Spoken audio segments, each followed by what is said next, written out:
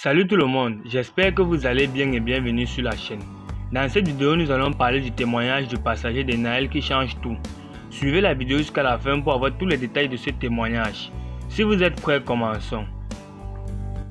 Comme d'habitude, n'oubliez pas de vous abonner à la chaîne si cela n'est pas encore fait et cliquez sur la cloche de notification pour ne pas manquer nos prochaines publications.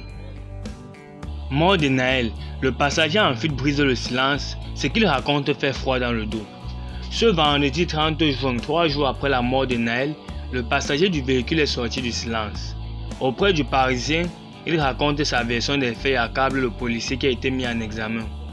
Il est introuvable depuis mardi 27 juin. Ce jour-là, son ami Naël a été tué devant ses yeux.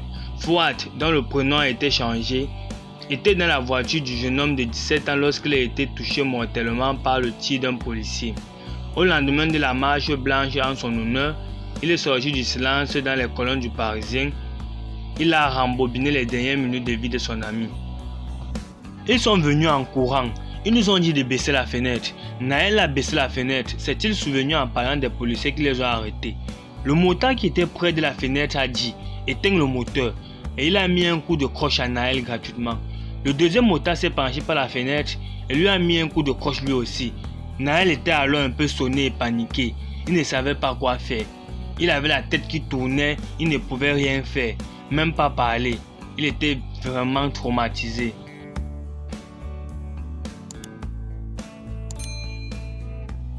Fouad rapporte également des mots que des policiers auraient tenus envers Naël. Éteins le moteur ou je shoote.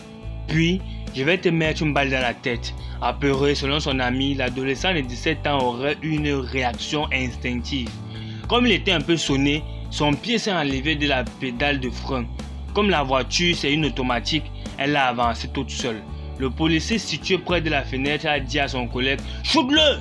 C'est là que le motard qui était à l'avant a tiré. A assuré Fouad au Parisien. Après quelques secondes, Naël est mort. À ses côtés, son ami a paniqué et a pris la fuite, oubliant derrière lui son téléphone dans le véhicule. Selon sa maman, il s'est rentré au commissariat dans quelques jours après avoir assisté aux funérailles de Naël. Mort de Naël, mise en examen, le policier va faire appel. Dans cette affaire, il devrait également se porter partie civile.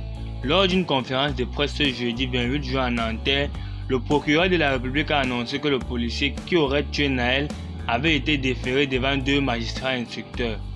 Après avoir été mis en examen et placé en détention provisoire, il a décidé de faire appel.